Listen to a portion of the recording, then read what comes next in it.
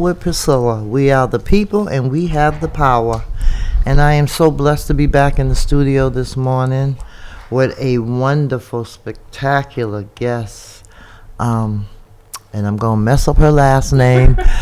Dr. Priscilla Ojikutu. That is exactly right. Really? I've been practicing. I've been practicing. So how are you, Doctor? I'm good. It's Thank so you for good to having see- me here. Listen, I it's so good to appreciate spend it. time with you and your audience. Thank you. I tell you, you are remarkable. I'm sitting here looking at your bio, and it's just, you have so many skill sets. Oh, thank you. And you don't even look like you're old enough to have done all this work. I look younger than I am. Let's just say it like that. Let's leave it there. Okay. So I just want to just talk, do a little bit about your bio because it's amazing. I met you during COVID and was happy to have met you as being part of the Black Boston COVID Coalition. And you're a nationally recognized physician, leader, health equity researcher, community advocate, and expert in the prevention, care, and treatment of infectious disease. You were appointed executive director of the Boston Public Health Commission in September 2021. And there's so much stuff here. As executive director of the Boston Public Health Commission, the city's health department, Dr. Ojikutu manages a budget of $162 million and leads 1,200 employees to protect, preserve, and promote the health and well-being of all Boston residents, particularly the most vulnerable. She's a key advisor to Boston's mayor on health issues and builds innovation partnerships across city departments and within Boston communities to positively impact the health of all city residents. Among other public health priorities, she's committed to addressing racism as a public health crisis and advancing health equity.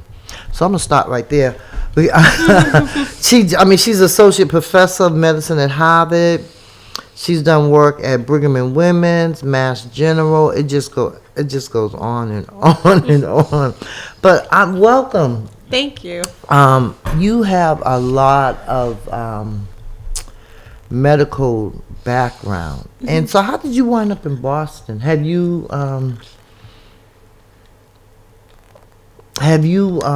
because you have done a lot of work in Boston. So I have. So I was born and raised in Chicago, and my father is Nigerian, my mother is African American, and I lived on the South Side. With the Obamas? That's right. Not with them.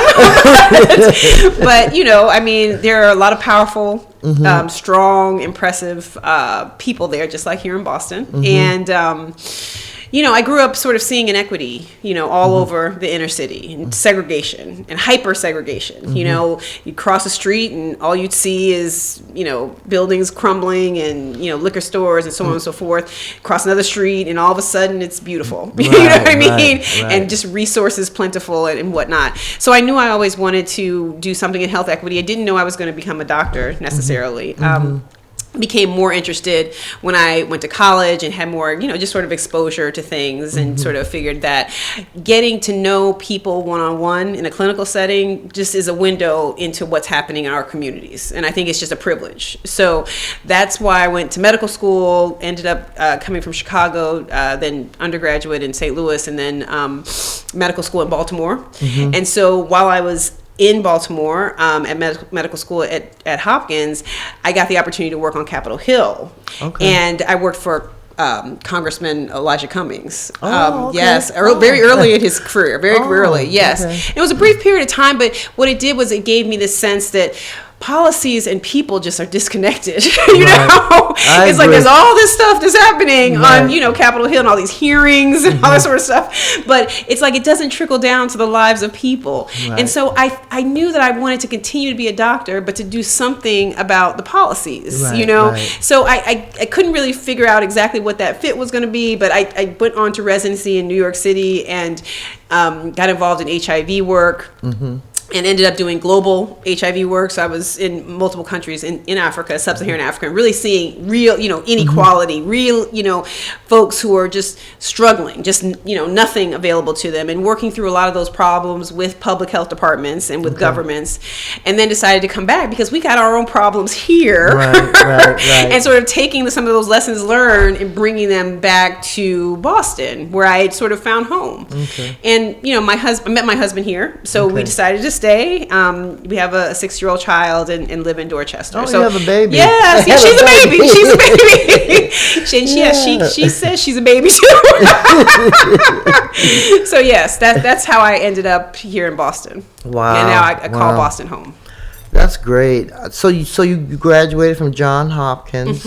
I mean, you just have a lot of wealth of knowledge. So how did you feel when you were offered so were you already working for the city when you were offered the Public Health Commission? No, I wasn't. Remember, we met in the Black Boston COVID Coalition. So I joined the coalition and was trying to help with education, outreach, all the things that all of us were doing, and trying to be a trusted messenger and provide the data, the science, the research to the community.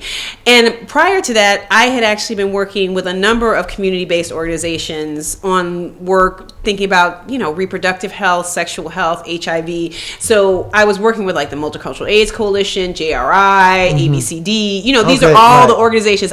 So I sort of knew the community, and I felt like I was sort of a part of it already. Right. And so they approached me, the Boston Public Health Commission leadership, some folks who were in Mayor Janey's cabinet approached me and said, hey, is this something you might want to think about doing? And so I thought about it, prayed on it, talked to a bunch of people, and that's how that happened. Wow. So how has it been? Because we've been having a lot of trauma happening in the last few years, bro, for a long time, but just recently it just seems like there's just been an uptick, and I believe you're aware of the Bass and the Tyler incident and the issues there. Well, we grew up with them in Orchard Park, and Courtney we actually did an intervention with their family. Okay.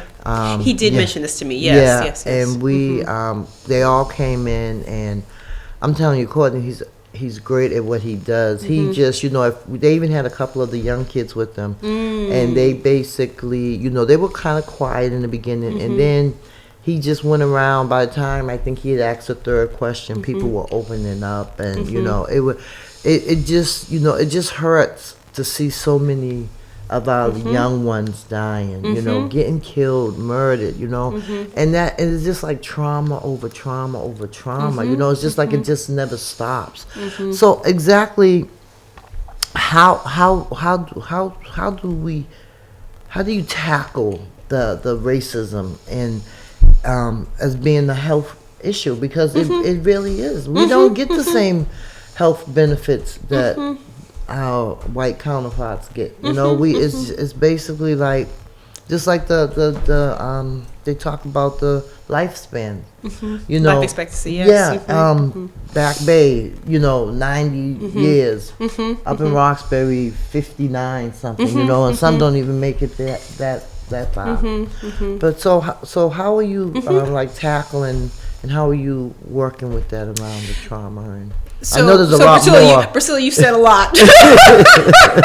No, you really you laid it out, right?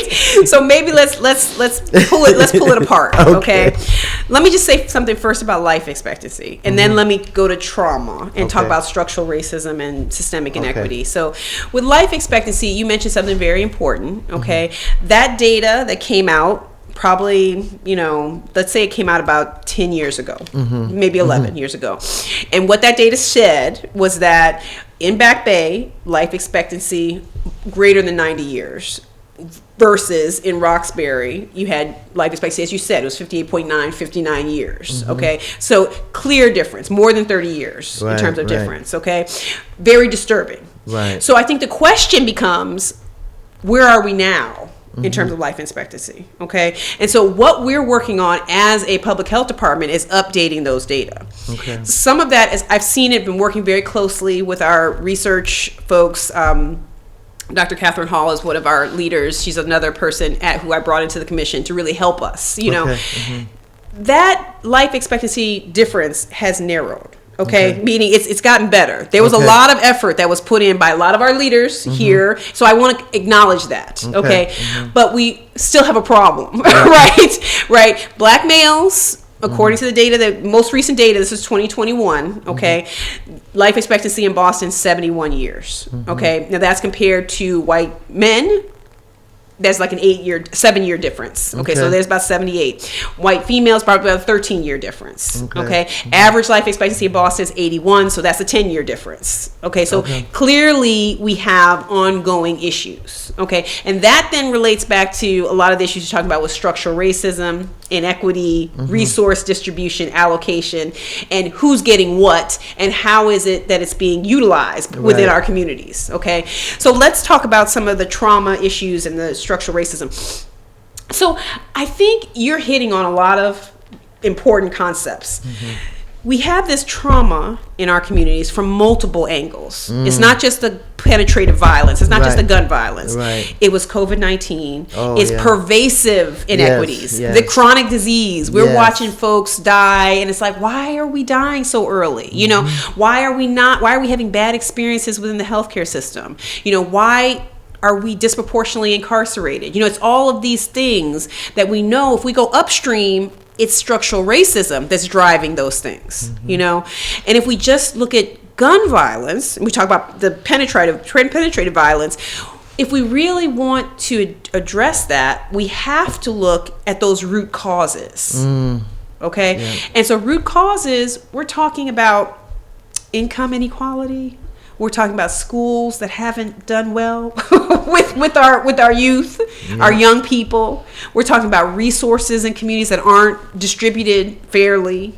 We're talking about, you know, services that aren't as well funded as they should be in communities. We're talking about easier access to guns. You know, we're talking about a lot of major issues that we have to deal with. We can't just deal in the moment. I feel very strongly about Courtney Gray. I think he is a wonderful human being. I think he's done a lot of work in the city of Boston, and people turn to him for a resource. But that's too late. We gotta, they get to, you know what I'm saying? Right. We need to prevent. Exactly. And by preventing, we need to go upstream and deal with these other issues. That is so true. That's definitely true. It just seems like it's just so much. We're being hit on all sides. You know, we're being pushed out of our community, and then we. You know, in order to work for the city of Boston, you have to live in Boston. That's right. You know, and then you also have just the basic, you know, everyday problems. School, education. You know, some kids, some parents want to send their kids to medical. Some want to send them to private school. They don't think the Boston public schools are adequate, and I feel like there should be more black people in the Boston public schools, because the majority of our children are black and brown that go there. And so it just seems like there could be some kind of way to, like, I always talk about the pilot, the payment in lieu of taxes. And it's because we have so many colleges that are well renowned. I mean, Boston is the mecca for education. But when it comes down to our Boston public schools, they seem to be lacking. You know, my thing is, why can't some of these colleges partner up with some of these Boston public schools, adopt them? Because they don't get the same resources that the other schools do. But we got a $2 billion budget for the school department. I literally ran the payroll for the city of Boston for 20 years. Oh, I didn't know that. Okay. Yeah, and but it was just ridiculous the way that they paid, the way that the budget was, and the way that they did the contract and stuff. It just didn't make any sense to me. But whenever I question it, oh well, that's the way it is. That's the way it is. So I retired in 2010, but but it just seems like there's just so many kind of like things that aren't being addressed that we don't. And it's like, how do we? Because it's so much. It's just so much, you know. So where do you start? They used to have a program called Homefront, where I believe it was the what's his name? Mark Scott, I think, was part of Scott. it. Yeah, where they went into the homes, you know, and talked to the families and the members and stuff. And I don't know what happened to that program. I don't know if it failed or if they just decided to go in another direction. But I know people are very. They don't want people coming into their house, you know, but it has to start at home, and then they need to, some kind of way, there needs to be a program in the school department where that's where they get their services from, you know, like GTA, if you got to get a card, go to, some type of, way for the parents to be able to go to the schools to get some of their services. That way they can check on their children. They can get more involved. There definitely needs to be more parent involvement. But how do you do that when parents are working 2 and 3 jobs? I hear you, Priscilla. It feels overwhelming. What I can say is that Boston Public Schools has really good leadership at this point. And I do think that they are trying very hard to expand opportunities, to think about all the things that they can do to hopefully open up more doors when children graduate. I think, though, you hit on something again. When you're talking about the families and homes, because I think sometimes we rely on the school to do everything. Right. And it really is about the family, the community, the broader system, not just the school. The village. It's the village. That's right. And I think it's important also that just to recognize that there are a number of programs in schools. We have our youth development network. You know what I mean? So we talk to kids. We bring kids in. We offer them opportunities for jobs. We have BAHEC, the Boston Area Health Education Consortium, where basically kids are trained in health education careers. And there's so many opportunities that are out there. I think one of the problems that we've noted is that oftentimes parents and families don't even know about all the opportunities that are out there. Right. They don't know about the resources, or they hear about it too late. And I think that's one of the things that we're trying to do is make sure people are aware of all the things that are available to them, because that's really important. The other thing I would say is that it's important, you're right, for parents to be vocal, for parents to be involved and engaging them in more community discussions. And that's something, again, that we as the Boston Public Health Commission can help do with Boston Public Schools, because it is about hearing people's voices and knowing what would work best within their communities. Right, and what their needs are. Exactly. And how to get the resources to them, as well. It just seems like it's a big... It's just huge, when you think of it, and you think of people working in little pockets, silos and things, trying to That's right. to work. But it seems like there should be some type of collaboration between the city and the schools and the health commission, because if you don't have your health, you really don't have a lot, And so and we hear with COVID, it just kind of like just opened the door wide open, and it was really, really it was really sad. I lost my mom during COVID. So I'm sorry. I'm so sorry to hear that. And other relatives as well. It just seems like just a whole lot of people succumb to it, and it wasn't a pretty picture, And so we tried to do the best that we could. And I mean that when I say we, I mean the community, because I remember when they first set up the sites, and one was down at Fenway and the other one was at Gillette, and we're like, wait a minute, hold up, what are we doing in Roxbury, And so, I have to really give Senator Diane Wilkinson credit, for going in there and saying, wait a minute, no, we want some doctors that look like us, and it's only fair, because there was a lot of black doctors that that we didn't even know about. Yes, and you got to know us, right? And that's one of the good things, right? We got to know each other. We broke down some of those silos, right? Exactly, and we need to build on that. That's right. I think that's one of the reasons why I'm here. We need to just keep building on it as we try to tackle these other issues. Right. I love Boston. I was born and raised in Boston, and I've seen a lot of just dysfunction. A lot of there's some good stuff that comes out of Boston too. I mean, I do have to give the mayor credit. She's trying. She's trying. And so. But there's more that can be done, like you say. Of course. But we just basically have to. We need a. So, I'm part of this group called the Block, the Black Local Organizing Committee. Okay. And what we're trying to do is to really work within the community, get our voices heard, maybe create like a 501c4 for political, so that we can help candidates that we want to be elected. And so when I think about it, I feel like there has to be some kind of way that we, and this radio station is one of them, that we can get information out to the community and let them know when things are happening. I know the city is big on flyers. They love to do flyers, okay, but you need to do more than just do flyers, because some folks can't even read, unfortunately. And then we have these libraries, right, where they could be so resourceful, but they don't stay open late. They're only open half day on Saturdays. The community centers.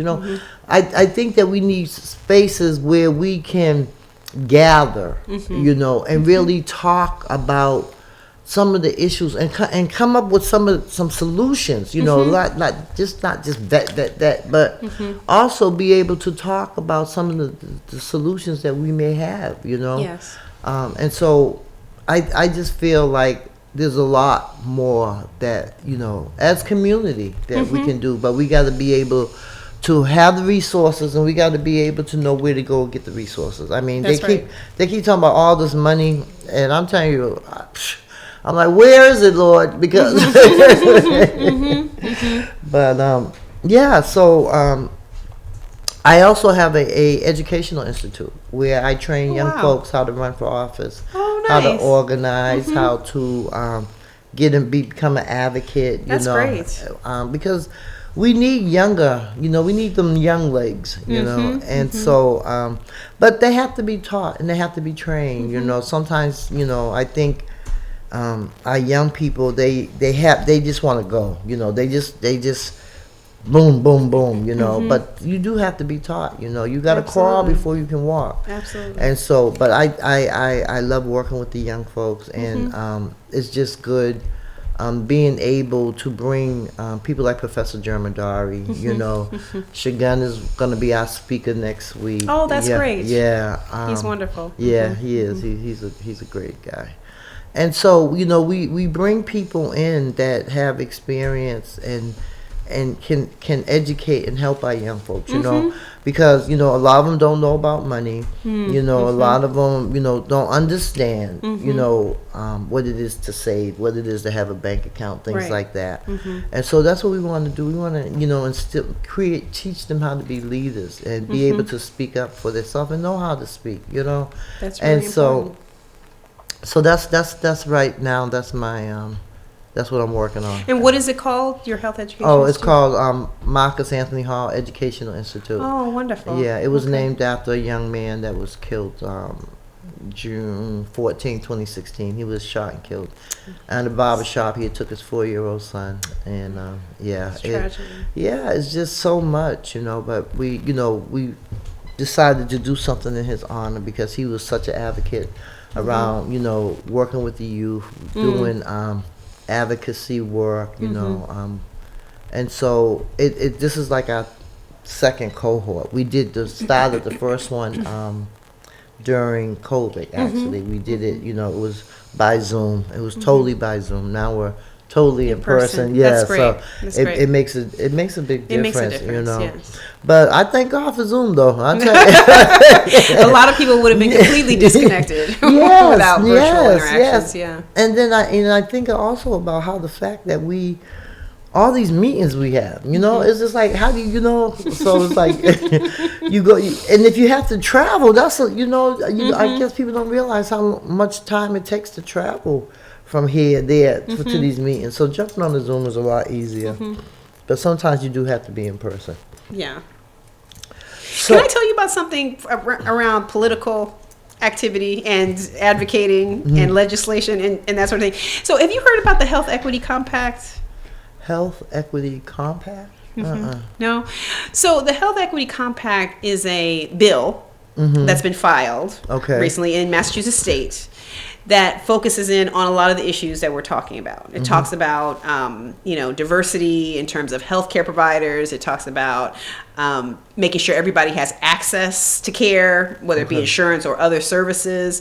It talks about actually us knowing what's going on out there, so what's the data, what's really going on versus not knowing what's going on. And it also talks about something that I think is important for communities to know about, these health equity or health empowerment zones. Have you heard of health empowerment? I've heard that, yeah. So Rhode Island has them, and I think Washington State has them. And basically what they are ways that communities can be empowered and get money to drive initiatives forward on their own and to decide what it is that they want done within their own communities. So this bill actually includes a section on mandating these health equity or health empowerment zones in Massachusetts. Okay. So one of the things that we're trying to do, and it's the whole group, the Health Equity Compact, it's basically black and brown leaders. Okay. Who want Are they all doctors and nurses? Not all doctors. They're other leaders and other, Okay, but they're all doing things in this area of health and wellness in general. But all of them are very interested, and if I name the names, you'd be like, yeah, no, yeah.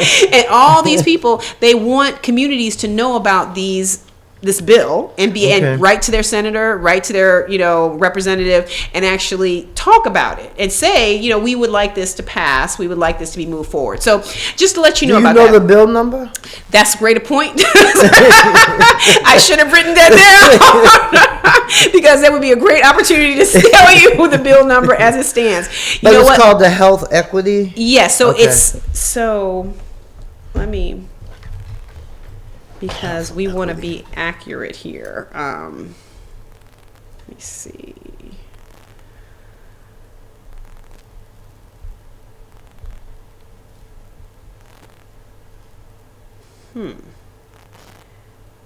Let's see. I think I'm going to have to get back to you on that. I can. If you Google Health Equity Compact, you go straight to it. It actually goes to the legislation. It'll give you a copy of the bill, and it's Michael Curry, who's the head of the group. I know him very well. Yes. Health Equity Compact. And it says the number of the bill. Okay. And everything on the website. I'm gonna look that up. And I apologize for bringing up something and not having all the information.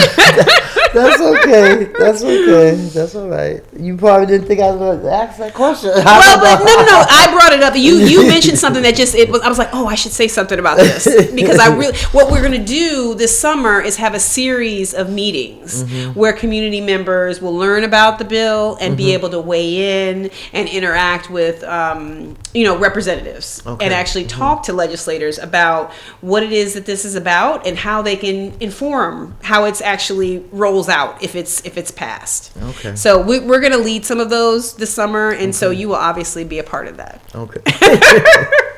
Like I need one more thing to do, right? But this would be important. You're an important voice, so we would love to have you involved. I appreciate that. I don't know how important my voice is sometimes, but it is important. But my thing is caught on here. But so tell us so where else have you said you lived in Chicago? So I lived in Chicago. You were born in Chicago. Correct? I was born in Chicago. Then I lived in St. Louis, and then Baltimore, D.C. area, New York City, and then Durban, South Africa. And how long did you live in Africa? So I have to say I worked in Africa for almost a decade. Wow. But I was living day to day for more than a year in Durban, South Africa, and in and around both the urban area and the rural area, and then came back to Boston. Wow. So what made you decide to take on the health commission? That's a really good question. Because I'm sure you know the history of the Health Commission. And, you know, there have been ups, you know, and not so, you know, great periods in the Health Commission, you know, history. I think it's important for us to know as Boston that it's the oldest public health department in the country. You know, it started in 1799. Enormously important things have come out of the commission that people have replicated, you know, around the country. There's been great leaders at the Boston Public Health Commission over those, you know, that period of time. Barbara Ferrer. Barbara Ferrer, I wonderful. With her, yeah. She's and she's actually the LA County Commissioner now. Right. And John Auerbach. I don't remember John, but I know I worked with Barbara yeah. Catherine Fine. Yes. And Catherine Fine's still around. Oh, yes, okay. Yeah, so the Boston Public Health Commission has been a incredibly important institution in Boston and has moved a lot of things forward, as you are well aware. When they approached me, it was sort of you know, the middle of COVID. And, you know, I was doing this work with the Black Boston COVID Coalition, doing other things. And I thought, wow, this is an opportunity to move multiple agendas forward. Right, you know, I mean, COVID is one issue. Right, you know, right. we have so many other issues. So many others, And yes. I think, you know, as I talk to my mentors, you know, you obviously talk to the people who I trust, one of them being Senator Wilkerson, and said, okay, what do you think? Do you think I'm the right person? Do you think that this is something that I should be doing? And she said yes. Other people said yes. And so I listened to their wise counsel and said, let's do this. Great. I mean, I think it's wonderful to have someone like you to head the Public Commission. I remember, I think back in the days that, some years ago, the Public Health Commission used to be the place where a lot of the money came, and it went to different areas. It got put into different areas, and so some of it didn't always get to where it was supposed to go. Tell the truth, shame the devil. But you know, I'm hoping and I'm looking forward, because we have, you know, it just seems like this is the year of the women, and this is Women's History Month, and you have made history by being the first Black woman to head the Public Commission, and looking at their budget and the amount of employees you have under you, that's a lot. You're a very busy woman, so I don't. It's a great opportunity, and it's an honor to serve Boston, and I look at this as serving, you know, and I think that's what's most important. Right. Pastor Hobbs, do you have any questions you want to ask the doctor? I know you do.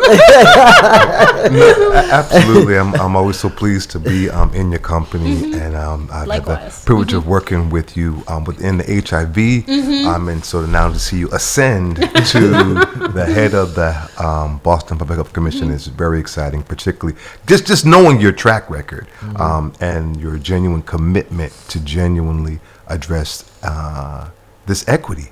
We hear this word equity a lot, but you know, I'm really curious with the resources that we have now in the city of Boston, since that's where your preview is, and I'll even go further, the state of Massachusetts, right? Because state as the capital of the Commonwealth, we should lead. Very important, absolutely. And so I feel like we are in an unprecedented time with these resources for AFRA money, the what do you call it, infrastructure money. We're just in a really strong fiscally position to maximize these resources in a once-in-a-generation opportunity. Let me get this phone simultaneously. I'll come back to that question. Boston President Jimmy Network. So, Yes, it is. oh, maybe we got a caller. My time is 9 to 10, so a lot of times people watch it on Facebook. Oh, I so see. It's not on the FM dial. Okay. Yeah, Okay. But so No, I've heard about this show from other people. So people power Priscilla.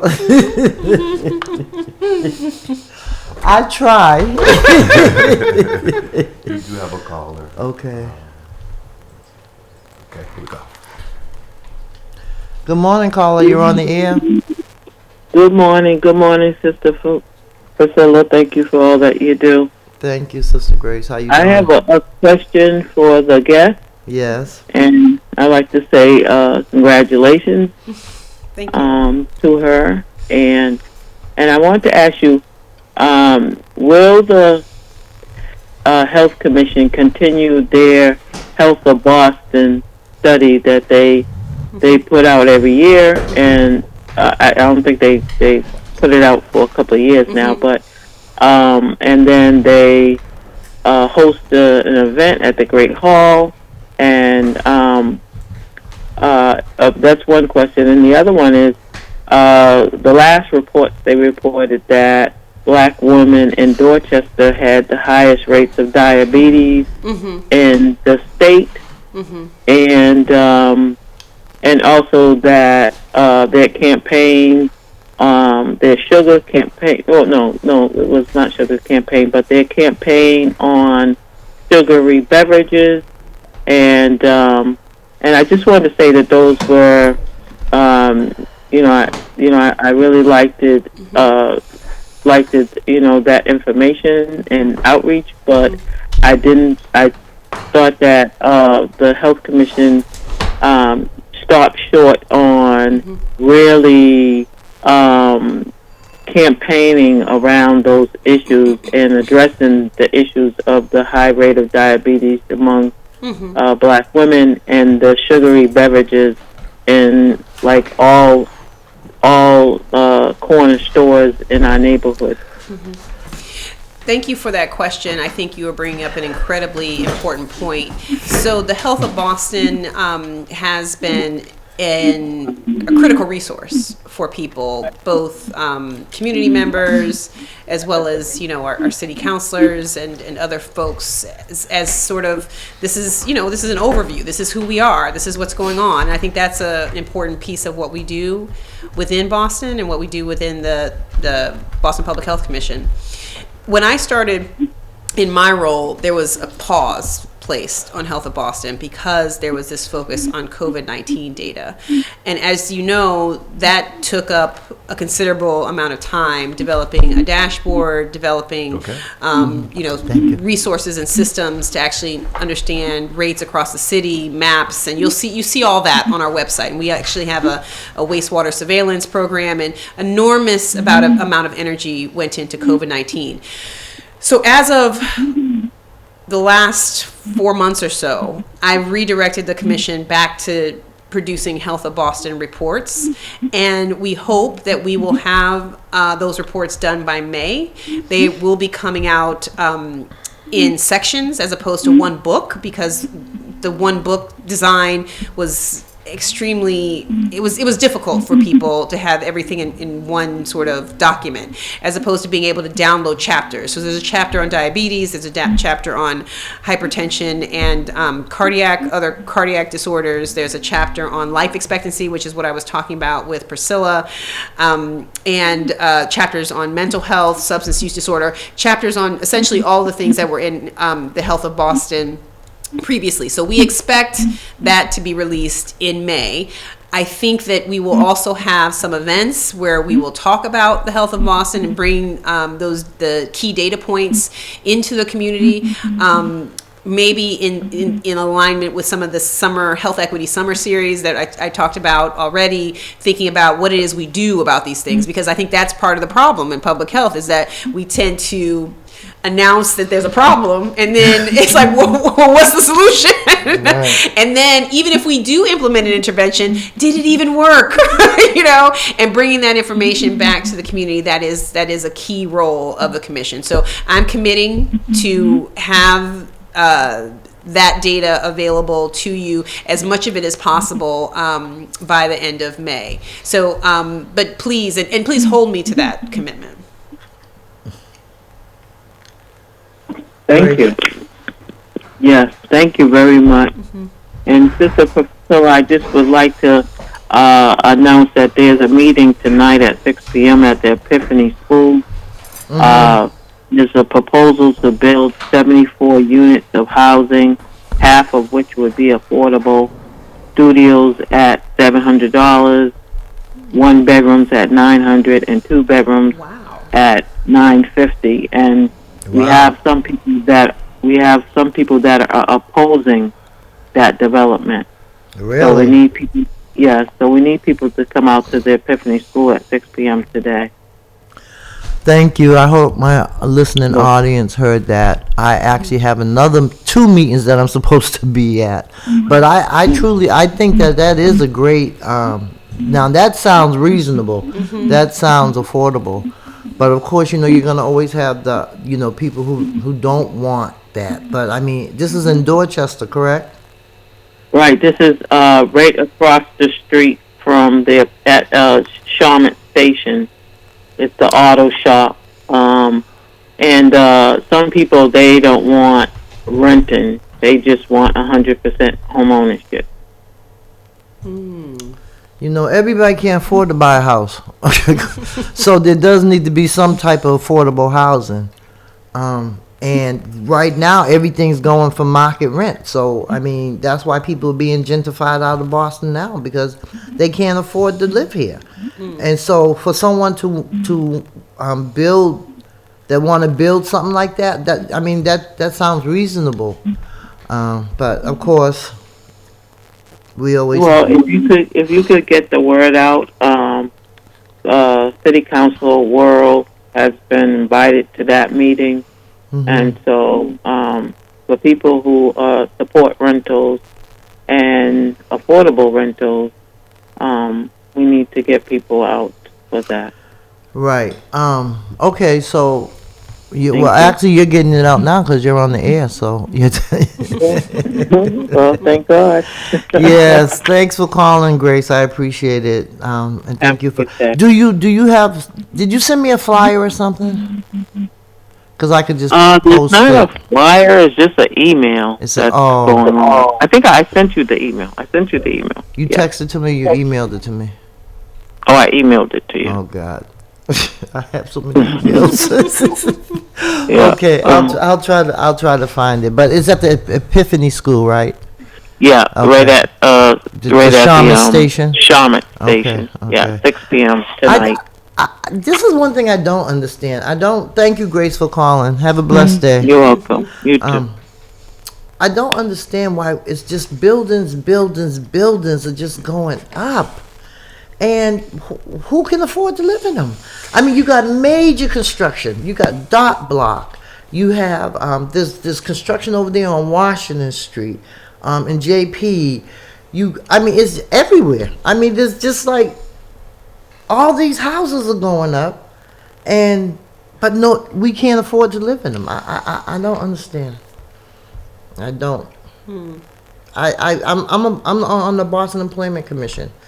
And we had our meeting yesterday, and these millions of construction, there's still, it's like, I don't understand how many people are coming to Boston because it's like everywhere there's construction, and there should be some affordable rents. There should be some, because everybody can't be a homeowner.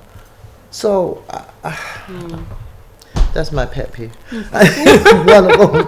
So, Pastor, go back to your conversation. Yes, I'm sorry. No. So the piece that I wanted to address was with regard to what you're talking about. Actually, you talk about, so there's housing, right? There's all these different. You talked about the systems of oppression that disproportionately impact Black and brown and poor people. So what I'm interested in knowing is how the Health Commission, for instance, you're probably familiar with the state of emergency that was declared in 2005. That came through years of a quarterly community forum process. Through the community to find out, like, what are your issues? What are the resources? What are the gaps in services? But the bottom line is, so a plan of action came from the community. A state of emergency was declared. A line item was created for $100,000 as a place setter to be a mechanism to facilitate coalition initiatives with the faith community for this to be something that could be sustained. Right. However, as she said earlier, oftentimes we advocate for resources and we get a plan of action, but the resources may get allocated but not implemented to do what they were advocated for. Because there's different administrations that come in and are aware of what preceded it, and maybe they get this line item, but have no connection to the plan or the community that came up with the plan to actually use those resources. So what I'm curious is, how do we move forward, right? So now with all these resources that we have in the city and the state, to really we go to these meetings with the faith-based community, and we're talking, many times you have senior advisors to the mayor, but they don't have a budget, they don't have a staff, and so they can advise, but we're interested in how do we have coalition initiatives, particularly with the faith community, that can do a whole lot with a little, right? And so to be able, and not for a church, but the church, yes. Macro, to be able to have housing, right? That builds community, not just housing for the sake of housing, but housing where you've got a sense of community, housing where you've got, maybe you're training returning citizens to build something that they can talk about restorative justice. They got a skill set, maybe working with T. Michael from the People's Academy, maybe working with Reverend Hutchinson from the pre-apprenticeship training program. These are programs that already are in place, but in coalition, we can be able to train a cohort of folks that could build a hotel, say a 5-star hotel, something that can be an economic engine that will sustain programming with this seed money that we have, that can, again, be something that can be sustained. I'll say this succinctly as I can. So a youth and young adult-led movement that is adult and institution supported. When I say institutions, I mean institutions plural, academia, the faith community, media, arts, entertainment. These are things that it seems like everything is so siloed. And we talk about innovation, right? And we talk about equity, but how do we leverage all these resources? And I think the community has answers, but I don't think there are mechanisms in place that foster coalition initiatives that are sustained from the community. It seems like the resources that are allocated are oftentimes for the entities that have infrastructure, but they don't really have relationship with the smaller grassroots organizations and communities that can do the innovation. Am I making sense? It seems to be a disconnect. You're making perfect sense. These are all things that I think we all who are in this space of health equity and who are interested in public service struggling with. We're all struggling with this, okay? Because you're saying the things that we are, dealing with on a daily basis. Let me just talk about a few things. Okay. So this idea of community coalitions and then maintaining and sustaining those community coalitions. This is a problem. Now, let's go back to COVID-19. Okay, so during that period of time, we had coalitions that burgeoned all over the country. Coalitions of community, coalitions who built themselves, had infrastructure because of the COVID money, for various pots of money. And they did this because they didn't necessarily believe that the institutions that existed were going to do the right things by their communities. So this is Black folks, so Black Boston COVID Coalition. You had La Colaborativa. They existed, but you know what I mean. It was a coalition looking out for their communities, indigenous communities, in other places across the country. The question is, and we know it worked, right? It worked, okay? Like you said, Reggie Lewis. There are things that came out of that were impactful, that kept us alive. That's right. Are they sustained? Are those coalitions able to be sustained? Where is the money to sustain them? So within the Boston Public Health Commission, we have thought very seriously about figuring out ways to sustain community coalitions. We were just in a meeting last week talking about impact investment funding. You know what I mean? And how do we take the money? Before you got off the phone, you were talking about ARPA, the American Recovery Act. How can we utilize that to inform and sustain and invest in community coalitions? So we're talking about that. I can't make a promise because there's always their competing interests, whatever, but this is what we're advocating for. So that's one thing. Second interesting point that you made, this idea of breaking down silos and what's really going on out there in terms of understanding community needs and coming up with plans. So you all know about the CHNA chip, right? So the CHNA is the Community Health Needs Assessment, and the CHIP is the Community Health Improvement Plan. So this is our Boston citywide initiative to do exactly what you said. And, I know that there are many people who are trying to engage more community members in that process, but it's on. You could Google it too, and it's right there. There's a plan from 2022, and you can see that the the people who have been involved, and it's folks that we all know, and it's it lays out 4 areas of concern that people have, mental health being one of those concerns, economic issues, housing, and access to services, so access to health services. So the question, though, is how can we work together to achieve something as a city, not as individual institutions necessarily to try to move that forward. So I think that speaks to one of the things that you discussed, and that's the idea of, how do we think about this in a collaborative way and bring in faith leaders and other folks who understand the community to actually do the work. And so Boston Public Health Commission is now leading and organizing that group, that administratively, the Chinah chip. So take a look at it, and then we should talk more about how people can get more involved and think about community engagement. There already is a community engagement initiative, but I think broadening and thinking about what we could do more, I think is always of importance, right? We should, the more people we engage, the more communities who are involved, the more key stakeholders, leaders like yourself, I think the better. So that was another idea. I want to say one more thing, because I think it's important, because you talked about this idea of, well, we have different administrations come in, and then it's like, so what happens from administration to administration to administration? Well, you all remember 2020 Declaration of Racism as a Public Health Crisis, right? And so Marty Walsh declared that in 2020. And then there was a large body of folks who were brought together to come up with a plan, right? And that's also online. Lots of initiatives that were laid out. A small amount of money was given to the Public Health Commission. It's now, in our line item. And what we're trying to do with that is utilize it, in a way that's sustainable. So we're actually funding what we're calling generational health scholarships. And that RFP is online.